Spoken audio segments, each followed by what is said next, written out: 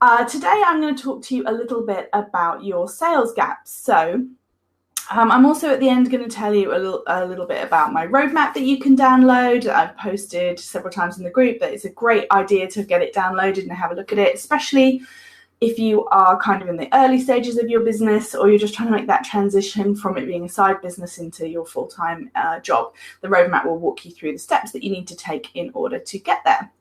But anyway, more about that later. Let's talk about today's subject, which is we've talked the last couple of weeks about calculating the ideal sales units that you need to make your break-even plan. We've talked about your stretch, your ideal plan. And then the question that I get asked a lot, and it's a fair question, is what happens if you do all of this and then you are way off, just doesn't even feel like you're close. So the first thing I would say is don't panic, because there's a huge myth out there that businesses are successful overnight, that people just kind of find an amazing product, start selling it, and then that's it. They just rake in the money. And the truth is nothing like that. A lot of the time, people grow things very slowly, incrementally.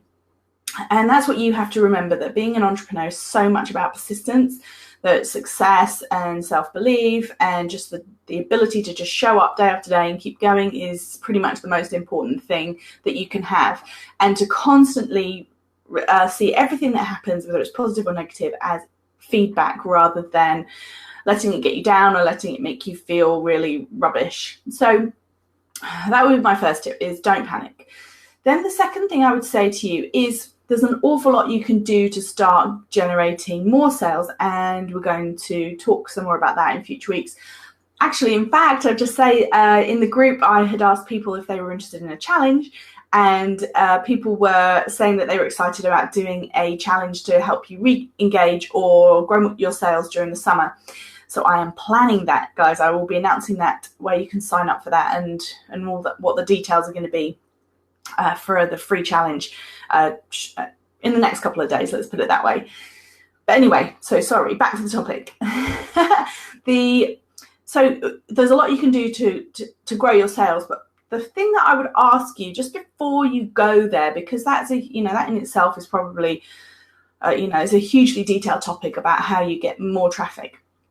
But what you want to look at is just really, before you start trying to drive more traffic in, just remember that there's a couple of different elements to meeting those sales goals. So the first thing that you did was work out what your costs were per month, for example, and then divide that by the average profit per unit. So my question to you is there a way to increase your average profit per unit before you go away and start trying to grow your sales? So for example, the example I've got here.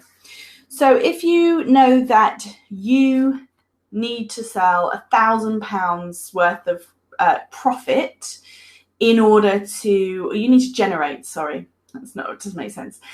You need to generate £1,000 worth of profit in order to cover your costs. And if your average profit per unit is £10, then you'll need to sell 100. But if you are able to increase your profit per unit to £12, then you'd only need to sell 83 units. So a lot of people, the first thing they do, if they do this exercise, they'll panic and they think, my God, I've just got to start piling money into advertising, or just got to find some way to increase my sales units. Yes, absolutely, that will be part of it. But the first thing you need to do is say, is there any maneuvering on the actual profit I'm making per item? So how do you do that? Well, it goes back to conversations that we've had before about calculating your profit per item, looking at all of your product costs, rolling them in, and checking how that stacks up. Are there any areas that you are spending money on your product that really you could do better? You could resource it to a cheaper source. You could find a way of doing it that costs less money. And when I talk about this, to be very clear about this, I'm not talking about anything about your product that is going to make a difference. So I would never ever suggest that you downgrade your quality. I'd never suggest that you, reduce the amount of more expensive ingredients or anything like that that is going to make a difference to the customer. What I'm talking about is all of the other aspects around it. If you've sat down for every one of your products and you've gone through all of the costs that it takes to make this product, are there any, for example, your packaging or smaller elements that actually, even if you switched it out and it was just a few pence here or there, could that make a difference? So if you are using a very fancy shipping box or presentation box, could you either make that as a paid option or source a cheaper one? Again, if it is absolutely part of your brand and you can't change it without really changing your customers' perception of you as a brand, then don't do it. But for sure, what you need to do is just go through, do that exercise once before you start anything else, just because that is where you will see real benefit. Any work that you then do on top of that and to improve your marketing, to improve your outreach with influencers or your social media reach, anything like that, that will all really just be magnified if you've gone back and checked the fundamentals of your product profitability. So do that as your first step. Make sure that every element that goes into your product is in there for a reason and is not costing you more than it should do. So that's one of them. And then the other thing is, don't ever increase, because some people say, right, well, I'll just put my prices up. But my view very strongly on pricing, for anyone who's talked to me knows that I have very strong views on pricing. You price first price, right price, you price correctly for the market, you price based on your competitor analysis, on what you've talked to your customers about, you price based on what you believe is the best and what you've tested is the best price for your product. So if you're struggling and you're trying to get your profit per item up and you're tempted to just stick another £2 or something on your retail price or another £10, depending on what kind of prices you're talking about, then I would seriously think twice about that, unless you've got some evidence that there's a range. So you might have done your research and said, well, roughly speaking, I think I can sell between £79 and £89. Well, if that's the case and you're really struggling, you might want to try eking it up towards the £89. But if you're just sitting here going, I need to make more profit per item, I'm just going to add another £5 or another £10 without anything to back it up, then I would suggest that that's a really difficult. It just can slow down your sales overall.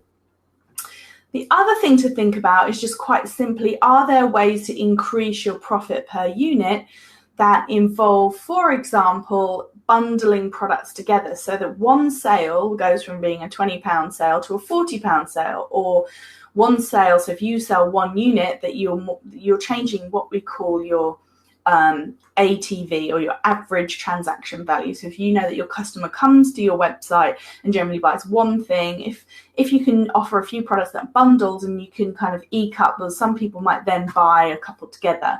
So what that means is you're kind of maximizing the traffic. It's particularly true if you sell a lot of kind of smaller, lower value items. You might want to look at, okay, instead of selling one pen, for example, you could sell a pack of 5. And it's playing around with things like this that can help you really maximize it, so that even if it's a lower cost product and you're like, well, I'm driving traffic to my website, but they're not, everything that they buy is a lower price. Well, again, bundling is a great way of doing that. And again, it can be done in a really nice way. It can be done in a gifting type way, and it can be done in a way that appeals to your customer, so that you're not just literally lumping products together to increase the retail price, but you're doing it in such a way that it is meaningful for your customer. Okay, so that is it. That is just a quick tip really on what to do if you're way off on your unit goal.